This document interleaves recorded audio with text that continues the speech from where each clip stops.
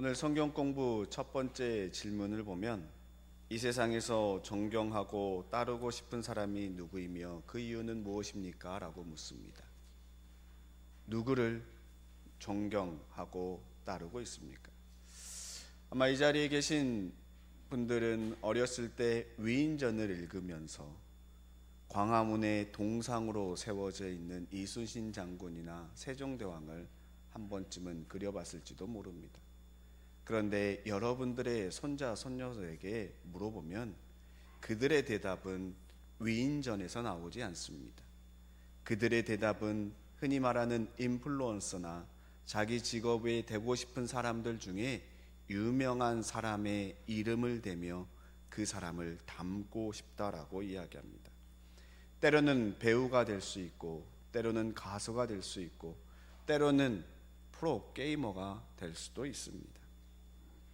그 사람들을 보면서 닮고 싶다라고 이야기합니다.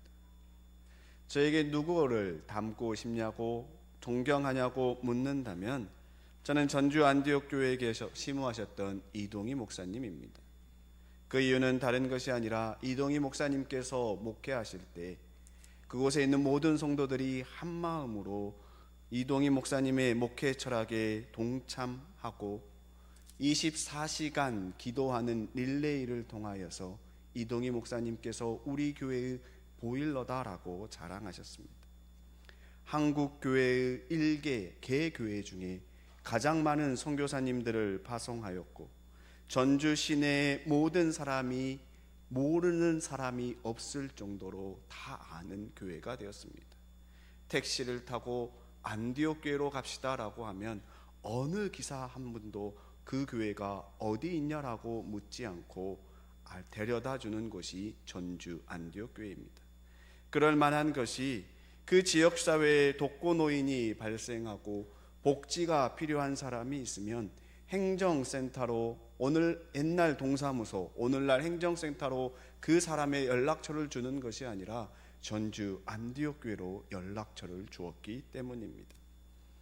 목회 실습을 통해서 제가 신학대학원을 다니면서 그곳에 가서 전주 안디옥 교회 이동희 목사님을 뵙고 싶어서 목회 실습을 갔고 4박 5일 동안 그 교회에서 제가 경험한 것은 성도들이 자신들이 다니고 섬기는 전주 안디옥 교회에 대한 자긍심이 대단히 크다라는 겁니다. 내가 다니는 교회, 내가 섬기는 교회에 대한 자긍심을 가지고 내가 만난 예수 그리스도의 복음을 전한 성도들이 모여서 함께 예배를 드렸습니다. 저 또한 이를 위해 기도하고 어떻게 하면 온 성도가 한 마음이 되어서 교회에 대한 자긍심을 갖고 신앙생활을 할 수 있을까 고민하며 기도하며 목회를 하고 있습니다. 그런데 방법은 단 하나입니다. 모든 성도가 예수 그리스도를 닮는 것입니다. 그래서 오늘 성경 공부 1번에 두 번째로 바로 이어서 묻는 것이 예수님은 나에게 어떤 분입니까? 라는 질문입니다. 예수님은 여러분들에게 어떤 분이십니까? 그저 성경에 기록된 인물, 우리를 위하여 십자가 지시고자 이 땅에 오신 하나님, 그래서 내가 구원받은 것에 끝나는 정도로 예수님에 대해서 알고 있습니까? 다시 말해 예수님이 내 삶에 어떤 영향력을 미치고 있습니까? 나의 신앙 고백에 예수님이 어떤 영향을 미치고 있습니까? 그저 교리적으로 아는 예수님에 그쳐서 흔히 말하는 세상 사람들이 말하는 종교생활, 취미생활로 교회를 다니는 것이 아니라 예수 그리스도를 닮아가는 봉산의 성도님들 되시기를 축원합니다. 누군가를 존경한다라는 것은 그분의 삶을 닮고자 노력하는 겁니다. 그리스도인에게 가장 본받고 싶고 닮고 싶은 분은 세상의 위인이 아니라 예수 그리스도인 줄로 믿습니다. 오늘은 종려주일입니다. 종려주일은 예수님께서 어린 나귀를 타고 예루살렘에 입성한 것을 기념하는 주일입니다. 오늘이 지나면 한 주간 고난주간으로 보냅니다. 고난주간은 예수님의 십자가 고난을 깊이 묵상하는 기간이고, 고난주간이 마쳐지면 부활하신 예수님으로 인하여 행복한 기쁨의 부활주의를 드립니다. 매년 반복되는 교회 절기가 아니라 나에게 예수님은 어떤 분이신가?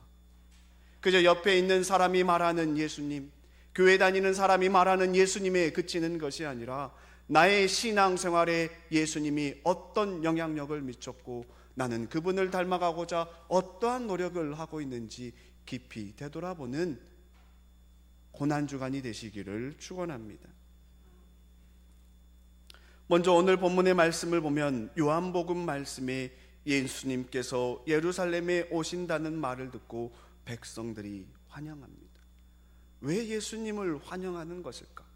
요한복음 12장 13절에 종려나무 가지를 꺾어 들고 그분을 맞으려 나가사 호산나 주님의 이름으로 오시는 이에게 복이 있기를, 이스라엘에 복이 있기를 하고 외쳤습니다. 이스라엘 백성들이 예수님을 환호하며 맞이했던 이유는 바로 오늘 본문 바로 앞인 11절에 보면 죽은 나사로를 예수님께서 살리셨고 그로 인해서 수많은 유대인들이 예수님을 믿었다라고 기록하고 있습니다. 그리고 이어지는 오늘 본문 17절과 18절에 보면 또 예수께서 무덤에서 나사로를 불러내어 죽은 사람들 가운데 살리실 때에 함께 있던 사람들이 그 일어난 일에 대해서 예수님이 올라오실 때 증언하고 있습니다. 이 무리가 예수님을 맞으러 나온 것이고 예수님께서 이런 표징을 행했다라는 말을 들었기 때문에 온 백성이 나와 환영하는 겁니다. 죽은 사람을 살리신 사람이 예루살렘으로 온다. 사람들이 환영하는 겁니다. 마치 오늘날 이 시대를 살아가는 우리가 좋아하는 연예인이 오고 지지하는 정치인이 오면 수많은 사람들이 모여서 환호하면서 그 사람이 했던 일들을 이야기하고 그 사람을 자랑하기 시작합니다. 오늘 본문에 있는 예루살렘들은 저기 오시는 예수님이 어떤 분인지 아냐고, 저기 오신 예수님은 그냥 사람이 아니라 죽은 사람을 살리신 예수님이다라고 이야기합니다. 저 사람이 그 죽은 사람을 살린 사람이냐고 수많은 사람들이 모여들어서 예수님을 보고자 하며 환영합니다. 그리고 기대합니다. 죽은 사람을 살릴 정도면 나에게도 무슨 일이 일어날 거야. 오늘 우리가 로마의 정치 속에서 힘든 상황 속이지만 우리에게 새로운 일이 일어날 거야 라고 환영하며 반깁니다. 그런데 예수님께서 올라오시는 모습이 요한복음 12장 14절에 어린 나귀를 타고 올라오십니다. 죽은 사람을 살리는 위대한 능력을 가진 예수님께서 어린 나귀를 타고 오신다. 그 기대감이 무너지는 상황입니다. 그런데 구약 스가랴 9장 9절에 도성 시온아 크게 기뻐하여라, 도성 예루살렘아 환성을 울려라, 내 왕이 내게로 오신다. 그는 공의로우신 왕, 구원을 베푸시는 왕이시다. 그는 온순하셔서 나귀 곧 나귀 새끼의 어린 나귀를 타고 오신다. 구약 선지자 스가랴의 말에 의하면 공의로우신 왕, 구원을 베푸시는 왕이 어린 나귀를 타고 온다고 하였으니 그 예수님께서 오신다라고 환영했을 거라 생각하는데 12장 16절에 이렇게 기록합니다. 제자들은 처음에 이 일을 깨닫지 못하였다가 예수께서 영광을 얻으신 후에야 이것이 예수께 대하여 기록된 것임과 사람들이 예수께 이같이 한 것이 생각났더라. 다시 말해 지금 모여서 환호하는 예루살렘 백성들은, 이스라엘 백성들은 구약 선지자의 말을 기억하는 것이 아니라 죽은 나사로를 살린 것만 기억하고 있습니다. 그리고 환영을 하는 건데 나중에 스가랴 선지자의 말이 떠오른 겁니다. 예수님께서 영광 얻으신 후에 십자가 고난을 당하신 후에 성령님께서 그들의 마음에 임하셔서 스가랴 선지자의 말씀이 생각나게 하고 모든 말이, 모든 것이 생각나게 한 것입니다. 왜냐하면 요한복음이 기록된 시기가 AD 90년에서 95년 이후이기 때문에, 예수님께서 이미 십자가에 못 박혀 죽으신 이후이기 때문에 그러합니다. 그 모습을 보고 그대로 기록한 것이 아니라 모든 일이 끝난 후에 요한이 예수님의 기록을 기록하면서 이 문구를 기록한 것입니다.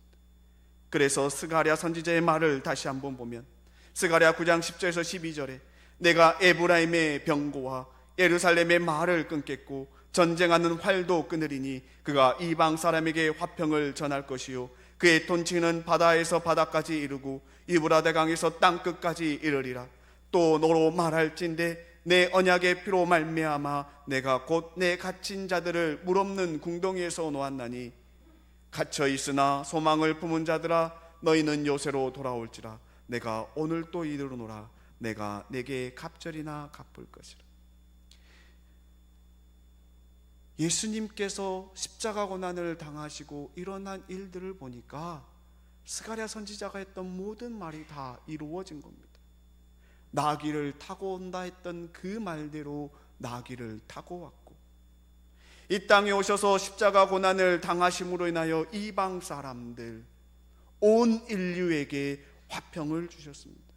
바다에서 바다까지 이르고 유브라데에서 땅끝까지 이르는 것처럼 전 세계에 주 예수 그리스도의 복음이, 십자가 복음이 증거됩니다. 그리고 언약의 피, 예수 십자가의 보혈로 우리를 구원해 주셨습니다. 하나님의 말씀을 어겨 단절된 관계를 예수님께서 십자가 못 박혀 죽으심으로 그 보혈로 말미암아 사탄의 노예였던, 물질의 노예요, 명예의 노예요, 시기와 거짓과 분노가 가득한 세상의 악으로부터 벗어나 우리 안에 예수 그리스도로 말미암아 살아가게끔 만들어 주셨습니다. 그래서 주님을 바라보며 소망을 품는 자가 되어야 되는데, 여러분들은 어떤 소망을 품고 살아가고 계십니까? 오래전 어느 유명한 신발 회사에서 아프리카에 세일즈맨을 보내서 신발 판매의 가능성 여부를 조사했던 적이 있습니다. 처음 간 세일즈맨이 보고 놀랍게도 부족 주민들이 아무도 신발을 신지 않고 맨발로 생활하고 있습니다. 그것을 보고 그는 본사에 바로 연락했습니다. 구두 판매 계획을 취소해 주시기 바랍니다. 이 부족은 전혀 신발을 신지 않고 있기 때문에 구두를 판매하는 상점 역시 하나도 없습니다. 그 후로 다시 그 구두 회사에서 다른 세일즈맨을 똑같은 곳으로 보냈습니다. 그런데 그 세일즈맨은 이렇게 이야기합니다. 구두 판매가 절실히 요망됩니다. 이 부족들은 아무도 신발을 신고 있지 않으므로 얼마든지 팔 수 있고 상점 또한 얼마든지 만들 수 있습니다. 똑같은 상황을 보고 두 사람의 반응이 다릅니다. 한 사람은 소망이 결여된 사람이고 한 사람은 소망을 지닌 사람, 구두를 팔 수 있다라고 이야기한 겁니다. 이 세상을 살아가는 우리 그리스도인, 언약의 피로 하나님의 백성이 된 그리스도인은 이 세상을 어떤 소망을 가지고 바라보느냐에 따라 달라지는 겁니다. 나귀를 타고 예루살렘에 입성하는 예수님을 보고 모든 사람이 열렬히 환영하지만 그 중에는 서로 다른 두 모습이 분명히 있었을 겁니다. 하나는 겸손하게 오시는 예수님의 모습을 보고 소망을 품는 사람들이 있었을 것이고, 다른 한 부류는 나귀 타고 오네, 별거 없나 보다 라고 이야기하는 사람들도 있었을 겁니다. 겸손한 모습으로 예루살렘에 입성한 예수님과 그를 따르고 있는 사람들을 보며 바리새파 사람들은 요한복음 12장 19절 마지막에 이렇게 이야기합니다. 이제 다 틀렸소. 보시오, 온 세상이 그를 따라갔소. 2025년 종려주일 예배를 드리는 그리스도인들을 보고 세상 사람들이 어떠한 말을 하기를 원하십니까? 예수님을 알지 못한 사람들이 여러분들을 보고 어떤 말들을 하기 원한 것 같습니까? 우리가 이제까지 잘못 산 것 같소. 우리도 예수님을 믿고 따라갑시다 라는 이야기를 들어야 하지 않겠습니까? 이 이야기가 우리 주변에 들리도록 우리는 예수님을 닮은 삶을 살아야 합니다. 그런데 현실은 그렇지 못합니다. 교회 공동체가 하나 되지 못해서 세상 사람들이 예수님 알기를 아주 우습게 알고 있습니다. 분명 예수님은 그런 분이 아닌데 세상 사람들은 교회를 다니는 사람들이 사람을 비방하고 이간질한 모습을 보고 예수님도 그런가 보다라고 생각하는 겁니다. 세상 사람들이 보기에 주일 교회를 왔다가 나가는 사람들의 말과 행동을 보고 그들은 예수님이 어떤 분인지를 보고 배우기 때문입니다. 구약 스가랴가 말한 왕이 와서 언약의 피로 맺은 백성의 삶이 아니고 예수님께서 겸손한 왕 어린 나귀를 타고 이 땅에서 행하셨던 일들과는 전혀 반대되는 삶을 살기에 우리는 그 사람을 두고 기도해야 합니다. 주님, 그들의 입에서 나온 열매를 먹고 살게 하든지 아니면 회개하고 주님을 닮아가는 삶을 살아가게 하옵소서. 잠언 18장 21절에 죽고 사는 것이 혀의 권세에 달렸나니 혀를 쓰기 좋아하는 자는 그 열매를 먹으리라 라고 기록하고 있습니다. 그런데 이 모습이 오늘날 한국교회만 있는 것이 아니라 초대교회 빌립보 교회에도 이와 같은 일들이 일어났습니다. 오늘 함께 보는 빌립보서 2장 말씀을 보면 사도 바울은 2장 1절에서 4절에 이렇게 이야기합니다.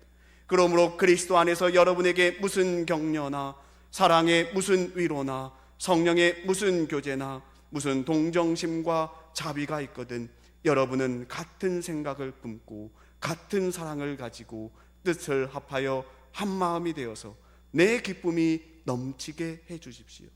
무슨 일을 하든지 경쟁심이나 허영으로 하지 말고 겸손한 마음으로 하고 자기보다 남을 낮게 여기십시오.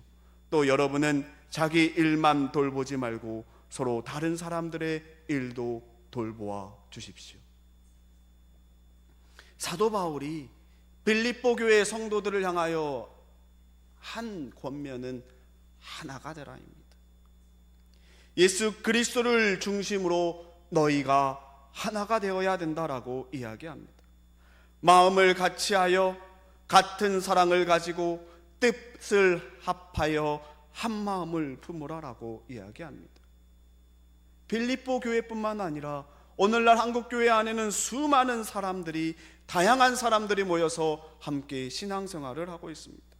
다양한 사람들이 다 내 생각이 옳다라고 이야기합니다. 내 생각이 옳다라고 생각하고 말하기 전에 그리스도의 마음, 주님의 생각이 무엇인지 물어야 합니다. 주님이라면 어떻게 하실까? 주님이라면 어떻게 하셨을까라고 생각하지 않으면 모든 생각이 흩어지지만 주님께서 어떻게 하셨을까? 주님께서 어떻게 하셨을까라고 끊임없이 물으면 같은 생각, 같은 마음을 갖게 되는 겁니다. 무슨 일을 하든지 경쟁심이나 허영으로 하지 말고 겸손한 마음으로 하고 자기보다 남을 낮게 여기라라고 기록합니다. 그리고 사도 바울은 그 방법을 구체적으로 알려주는데 예수 그리스도의 마음을 품으라는 겁니다. 빌립보서 2장 6절에서 8절에 그는 근본 하나님의 본체시나 하나님과 동등됨으로 취할 것을 여기지 아니하시고 오히려 자기를 비워 종의 형체를 가지사 사람과 같이 되셨고 사람의 모양으로 나타나사 자기를 낮추시고 죽기까지 복종하셨으니 곧 십자가에 죽으심이라. 스가랴가 겸손한 왕이 어린 나귀를 타고 올 것이라고 예언하였고 예수님께서 이 땅에 오셔서 십자가 못 박혀 죽으시기 전에 그 예언대로 어린 나귀를 타고 입성하셨고 그리고 사도 바울은 그 예수님을 본받아 겸손한 마음을 품으라라고 이야기합니다. 빌립보서 2장 5절에 여러분 안에 이 마음을 품으십시오. 그것은 곧 그리스도 예수의 마음이기도 합니다. 그리고 이어서 사도 바울이 하기를 하나님과 동등된 예수님께서 하나님의 권위, 하나님의 그 영광을 다 버리고 인간의 몸으로 이 땅에 오신 것을 이야기한 겁니다. 이 삶이 얼마나 많은 낮아짐이라고 생각하십니까? 인도 사회는 카스트 제도가 뿌리 깊게 박혀 있어서 선교를 하고 전도를 함에 있어서 많은 어려움이 있습니다. 예를 들어 카스트에서 가장 높은 지위에 있는 브라만 계급은 카스트의 가장 낮은 계급인 불가촉 천민 달릿을 상종하지 않습니다. 만남을 갖지 않습니다. 그래서 불가촉 천민들에게 복음을 전하기 위해서는 불가촉 천민들과 똑같은 생활을 해야 합니다. 개울가에서 빨래를 하고 판잣집에서 먹고 자고 그들과 같은 삶을 살아야 복음을 전할 수 있습니다. 인도의 마더 테레사는 유럽에서의 평안하고 존경받는 삶을 살 수 있었지만 그 모든 것을 내려놓고 인도의 빈민가로 향했습니다. 그곳에서 병들고 버려진 사람들 곁에서 손을 잡아주고 상처를 닦아주고 마지막 순간까지 함께했습니다. 그 모습을 본 한 기자가 마대 테레사에게 묻습니다. 당신 같은 분이 왜 그런 더럽고 위험한 곳에서 일하십니까? 그러자 마대 테레사는 조용히 웃으며 이렇게 이야기합니다. 저는 단지 예수님이 하셨던 일을 따라 할 뿐입니다. 저희가 남아프리카 공화국 흑인 빈민가 칼리처에서 사역을 할 때 한 가정을 방문한 적이 있습니다. 조그마한 방, 아마 저 기도실보다 더 작은 방에 양쪽 끝에 두 여인이 누워 있으면서 하는 이야기가 우리는 에이즈 걸려 죽어가고 있습니다.